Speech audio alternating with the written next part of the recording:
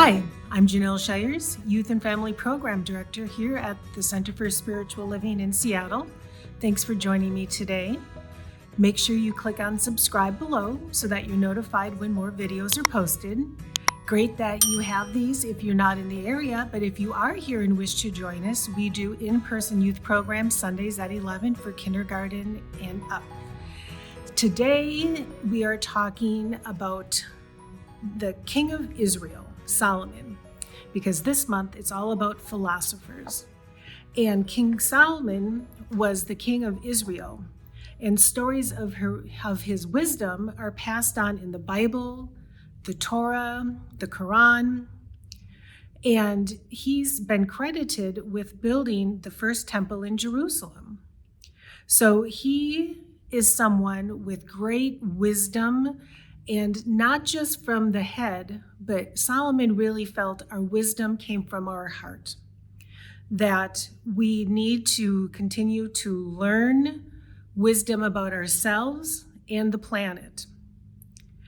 There's a story way back when, and it's based on Kings 3:16 from the Bible. But it was a story of two women who woke up in a house to find only one baby where there had been two babies. They each had recently given birth. And the babies obviously were so young, they couldn't talk or gesture or indicate which mom they belonged to.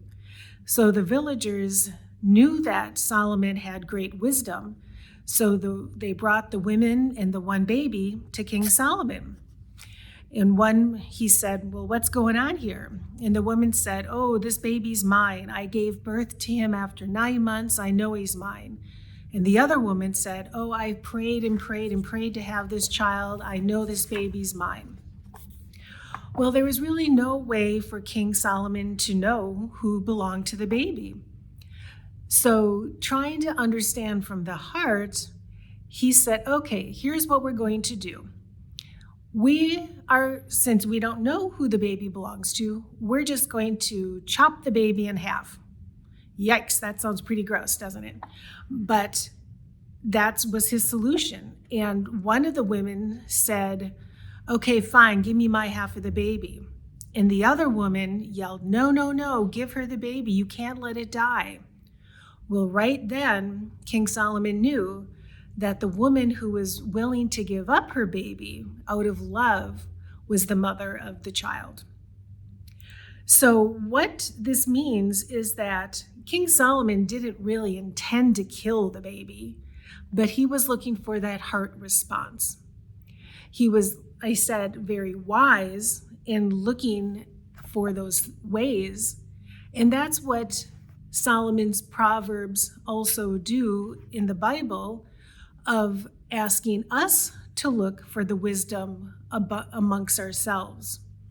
So what I'm going to do is suggest that for your little ones, since we're talking about a king, that a craft might be with some paper, make a crown, decorate it whatever colors they like, that they can remember that they have their wisdom here, but also they have their wisdom in their heart.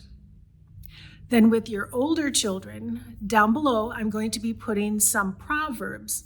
And proverbs are not really meant to tell us what to do, but like Jesus's parables, they're ways for us to think about ourselves within our society and how we live our lives. So thank you for joining me today about Solomon.